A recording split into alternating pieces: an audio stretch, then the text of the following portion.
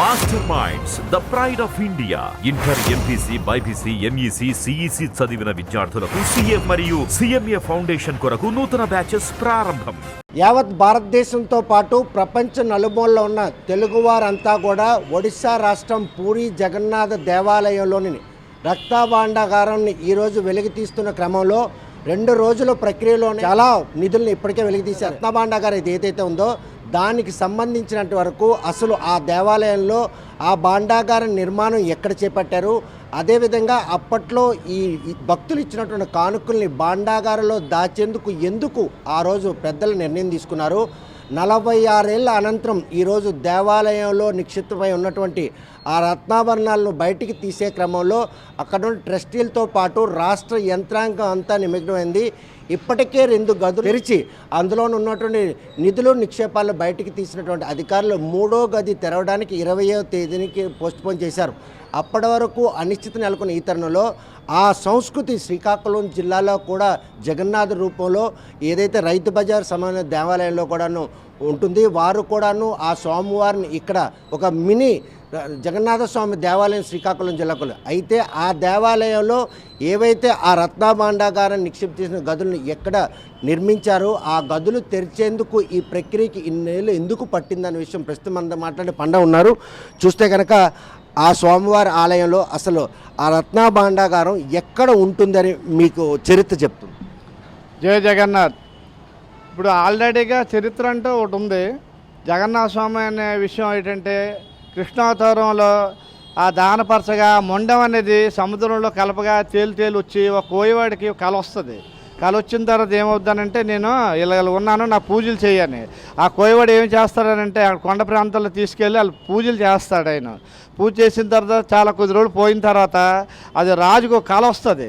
నేను ఇలాగా నిన్నో పళ్ళు పలహారాలు తింటున్నాను, నాకు టెంపుల్ కట్టండి పలానా దగ్గర ఉన్నానని. ఈ రాజుగారు ఏం చేస్తారంటే మొత్తం 4 దిశలు కూడా పంపిస్తారు వాళ్ళు, మొత్తం ఆ సైన్యాన్ని పంపించగా మొత్తానికి ఒక మంత్రి గమనించి ఆ ప్లేస్ని గమనించి ఆయనకు ఒక కూతురుంటే నువ్వు ఇన్ని రోజులు బట్టి ఉన్నావు, నువ్వు ఎవరైనా అడగలేదు, అయినా సరే నీ కూతురు పెళ్లి చేసుకొని చెప్తే ఓకే అని చెప్పి పెళ్లి చేసుకుంటాడు. ఆయన చరిత్ర చెప్పాలి కదా అది విషయం. చేసుకున్న తర్వాత ఏమవుతుందంటే కొద్ది రోజులు పోయిన తర్వాత మీ నాన్నగారు ఎక్కడికి వెళ్తున్నారు ఏటి, నెక్స్ట్ ఎప్పుడు వచ్చినా కర్పూర వాసన వస్తుంది ఏటి కారణం అడిగితే అప్పుడు చెప్తారు. ఇలాగలా జగన్నాథ స్వామి పల్లెన దగ్గర ఇలా పూజ చేస్తున్నారు. అదే కదా కావాలా రాజుగారికి, ఆ విషయం కోసం వచ్చారు కనుక అక్కడి నుంచి ఏం చేస్తారంటే నేను అక్కడికి వెళ్ళాలా అంటే ఎలాగ వెళ్ళాలా, అప్పుడు లేదు మీరు వెళ్తాం ఆ నాన్నగా చెప్పగా కళ్ళు కట్టి తీసుకెళ్తారు ఆ జగన్నాథం దగ్గరికి. ఆ తీసుకెళ్ళగా అక్కడ ఏమవుతుందంటే నేను పసిగట్టాలంటే అలాగే అప్పుడే చెప్తారంటే షోల్లాగా వేస్తే మరుసటి రోజు 2-3 పోతే మొలకలు ఎత్తే దీన్ని బట్టి అది చూస్తారు. ఓకే అయిపోయింది. అక్కడ నుంచి రాజుగారు ఇన్ఫర్మేషన్ ఇస్తారు. ఇవ్వగా రాజు ఆల్రెడీగా టెంపుల్ కూడా కడతారు కదా, కట్టిన తర్వాత నెక్స్ట్ ఇటు కొన్ని అంటే రాజుగారు ఏం చేస్తారంటే జగన్నాథ స్వామికి రూపాన్ని తయారు చేస్తారు. అది చాలామంది వస్తారు విశ్వబ్రాహ్మణులు రాగా వాళ్ళు ఏం చేస్తానంటే నేను చేస్తానంటే ఏంటి మరి చేయలేరు చాలామంది. అయితే ముసలి అవతారంలో ఆ జగన్నాథ స్వామి వచ్చి నేను చేస్తానంటే నువ్వు ఏం చేస్తావు, నీకు ఉన్నదేంటి, నువ్వు బలహీనుడు అని లేదు. ఈ విధంగా నిర్మించబడినటువంటి ఆ దేవాలయంలో ఈ రత్నభాండాగారం ఏదైతే ఉందో దాని నిర్మాణం ఎక్కడ జరిగి ఉంటుందని అనుకుంటున్నాను. ఇప్పుడు దాని నిర్మాణం అనేది రాజుల వంశంలో వాళ్ళ తాలూకు ఆభరణాలు, అవి రాజుల తాలూకు ఆభరణాలు.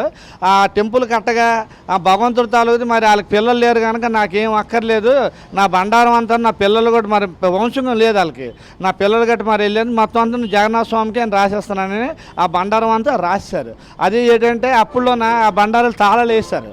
తాళలేగా దాంట్లో భగవంతుడే కదా అంత ఇది నా దగ్గరికి రాకదా, నా సర్పాలు కూడా అందులో ఉన్నాయి. ఏంటి ఆ సర్ప అది ఏమైనా కానీ తీయకపోతే సముద్రంలో కూడా కొట్టుకెళ్ళిపోయే అవకాశం ఉంది కనుక 3 గదుల నిర్మాణం అనేది చరిత్ర పుటల్లో ఉంది. ఇప్పుడు పరిణామాలు చూస్తే 2 గదులు తెరిచారు, ఇంకో గది ఉంది. ఆ గదిని తెరవడానికి కూడా 1,00,000 ఆటంకాలు ఎదురవుతున్నటువంటి పరిణామాలు అక్కడ ఉన్నటువంటి మహత్యం అనుకోవచ్చా, లేకపోతే ఆ రోజు కట్టినటువంటి ఆ కట్టడం తాలూగా ఘనత అనుకోవచ్చు? ఆ రోజు ఆ విధంగా కట్టారు కనుక ఆభరణాలు ఇంతవరకు కూడా ఉన్నాయి, లేకపోతే ఏ రోజు అది చోరీ అయిపోయే అవకాశం ఉన్నా. మరి అందులో కూడా విశ్వసర్పాలు చాలా డేంజర్ అయిన ఇవన్నీ ఉన్నాయి కనుక మరి అక్కడ ప్రస్తుతానికి ఏంటంటే ఆ ప్రభుత్వం తలగా ఆధీనంలో ఉంది కనుక మరి ఇప్పుడు మొన్న తెరిచారు 2 గదులు, ఇంకో గది పెండింగ్ ఉంది. నెక్స్ట్ ఏంటి ఇంకా చాలా ఉన్నాయి ఇంకా అందులో ఉన్న ఏంటి మరి అది రాజుల తాలూకా అంత పకడ్బందీగా చేసుకొని కట్టారు. ఏ గది తర్వాత ఏ గది లోపుకి వెళ్ళాలని లెక్కలు. అది అంటే 3 కాకుండా ఇంకా ఎక్కువ ఉంటాయి అని చెప్పి అన్నటువంటి ఒక చరిత్ర మాత్రం స్పష్టం చేస్తుంది అనుకోవచ్చా? అంటే యాక్చువల్గా 3 గదులే కాకుండా బంగారు ఇటుకలు కూడా పడ్డాయి పూరీలు ఒక శిథిలమైన ఇంట్లో. అంటే మరి ఇది కాక బంగారు ఇటుకలు బయటపడ్డాయి అంటే మీరు లెక్క చేసుకోండి బంగారం తాలూకా భగవంతుడి తాలూకా ఎంత ఉన్నాయో. అలాగే ఆభరణాలే లోపల ఉన్నాయి. ఇంక 2 గది ఇంకో గది తెరుస్తారు. ఏదో అంటే లెక్కల ప్రకారం కూడాను అది ముందు ప్రభుత్వం ఈ ప్రభుత్వం వాళ్ళు తెరుస్తామని మాట ఇచ్చారు కనుక తెరిచారు. అదే కొద్దిగా చేయడానికే పకడ్బందీ చేసి లేదు 2 గదులే తెరవడం సాధ్యం అయింది. 3వ గది తెరవడానికి మాత్రం ఇంకా అనితర సాధ్యం కాని పరిణామాలు అక్కడ ఆటంగా నిలుస్తున్నాయి.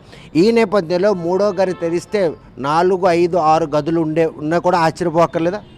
యాక్చువల్లీ 3 గదులు 4, 5 గదులు ఉన్నాయి. కానీ ఒక గదికి వెళ్ళినప్పటికే కష్టాలు. ఫుల్ ప్రొడక్షన్ చేశారు. విస్తారపాలు ఇవే ఉన్నా డాక్టర్స్ మొత్తం టోటల్ బాడీ అంతా అక్కడ ఉంది ప్రొడక్షన్తో సహా. ఇంకా 2 గదులు తెరిచి ఇంకో గది ఇంక 3 గదులు ఉన్నాయి కూడా. వెళ్తుండగా లోపల లేట్ ఉన్నాయి. ఇంక తెలియాలి మనకి అది విషయం. దాచినటువంటి సంపదను లెక్కించడం కరెక్టే అంటారా? ఏమైనా అనర్థానికి దారితీసే అవకాశం ఉందా? అంటే యాక్చువల్గా అంతకుముందు కూడా దొంగతాళాలు గట్రా సృష్టించారు తీద్దామని. సృష్టించగా అది బయట పడిపోయింది. భగవంతుడు నిర్ణయం తెలుస్తుంది కదా దొంగతాళాలు చేయక మళ్ళీ లేదని అప్పుడు మళ్ళీ ఇంక వేరేగా సీజ్ చేస్తారు. దాన్ని సీజ్ చేసి పకడ్బందీగా చేశారు.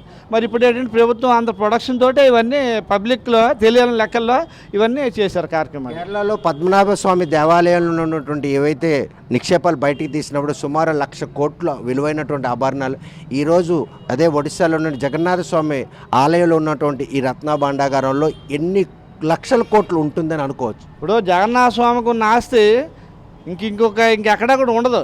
జగన్నాథ స్వామి తాలూది ఉన్న ఆస్తి ఎక్కడ కూడా ఉండదు. మన నెక్స్ట్ ఏంటంటే ఇప్పుడు అక్కడ అది ఉన్నది. ఎంపీసీ బైపీసీ విద్యార్థులకి ఒక వరం CA CMA కోర్సులు. CA CMA చదివే విద్యార్థుల్లో 40% మంది ఎంపీసీ మరియు బైపీసీ విద్యార్థులే. Master minds. ఈ లెక్క వేరు ఆ లెక్క వేరు. అది కూడా లెక్కలు దొరకలేదు. ఇది కూడా లెక్క దొరకని దాస్తే ఆ భూములు అవనేయండి లేదంటే ఇంకొక రకరకాలు ఏవనేయండి. అయితే ఇంకోటి ఏంటంటే పూరిలో కూడా ఏంటంటే జగన్నాథం దర్శనం తప్ప టికెట్లు కూడా తీసుకోరు కూడా ఫ్రీ దర్శనం. అది అంటే మా భగవంతుడు ఉన్నది.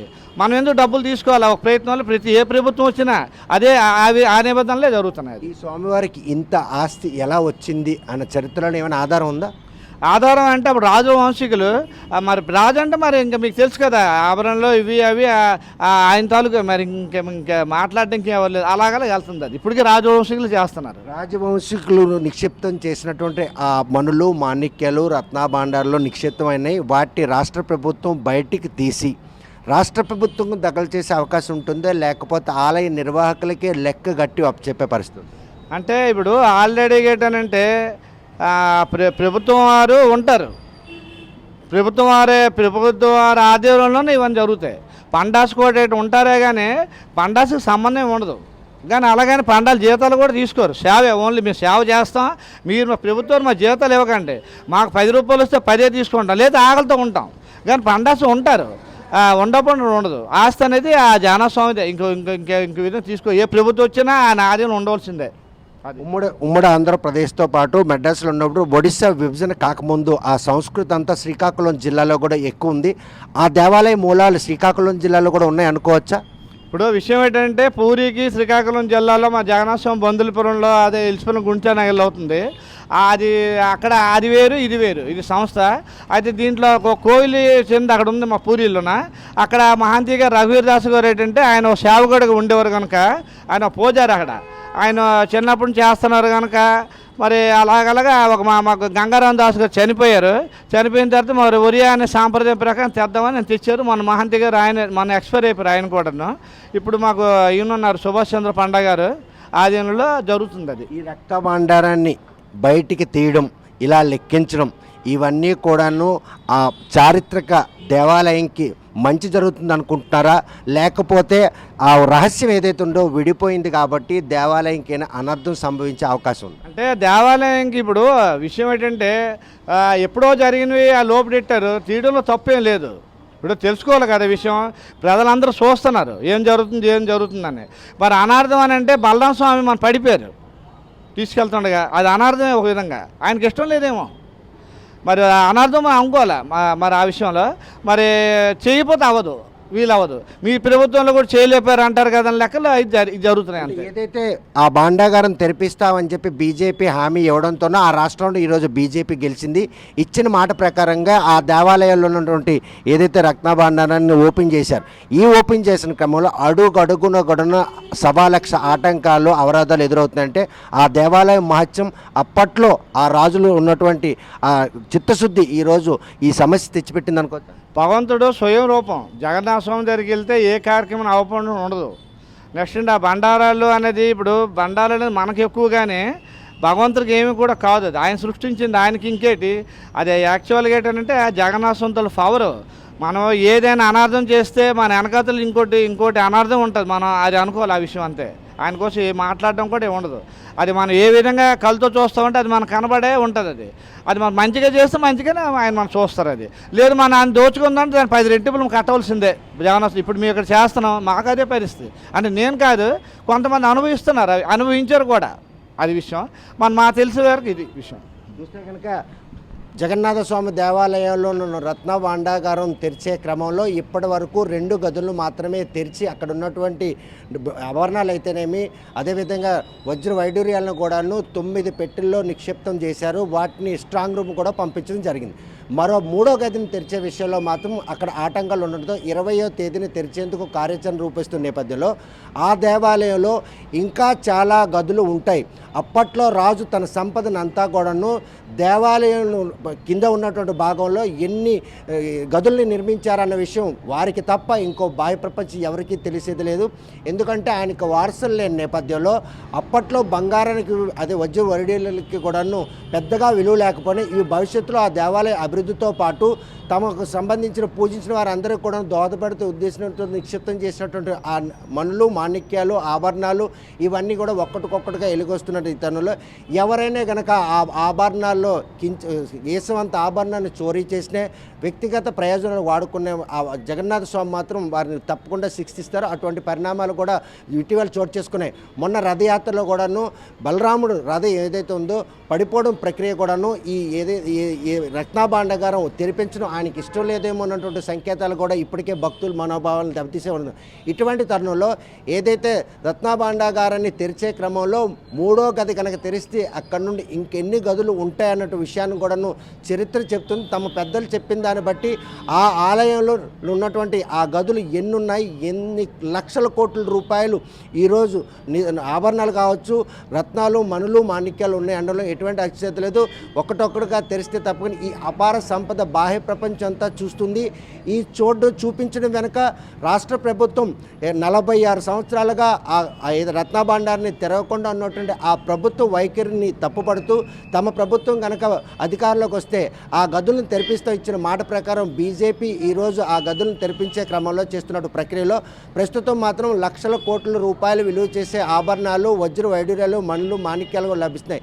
3వ గది కనుక తెరిస్తే అక్కడ ఇంకేం బయటపడతాయి, ఇంక ఎన్ని గదులు ఉన్నాయన్న విషయం మాత్రం ఇంకా అధికారులకి అంతుచిక్కని పరిస్థితుల్లో వారి వారసులుగా ఈరోజు ఆ ఆలయ చరిత్ర తెలిసినటువంటి పండా మాత్రం ఇంకా ఆలయ సంపద మాత్రం అపారంగా ఉండదు. పద్మనాభ స్వామి దేవాలయంలో దొరికినటువంటి నిక్షిప్తమైన నిధుల కంటే 10 రెట్లు నిధులు ఆ దేవాలయ గదుల్లో ఉన్నా కూడా ఆశ్చర్యపోకలేదని అంటున్నారు. మరి ఈ విషయంలో ఆ 3వ గది తెరిచిన తర్వాత ఇంకెన్ని గదులు ఉన్నాయన్న విషయం వేచి చూడాల్సిందే. వీడియో జర్నలిస్ట్ రామకృష్ణతో సత్యం, RTV శ్రీకాకుళం. మరిన్ని వీడియోస్ కోసం ఛానల్ ని సబ్స్క్రైబ్ చేయండి, లేటెస్ట్ అప్డేట్స్ కోసం వాట్సాప్ ఛానల్ ని ఫాలో చేయండి అండ్ లింక్ డిస్క్రిప్షన్ లో ఉంది.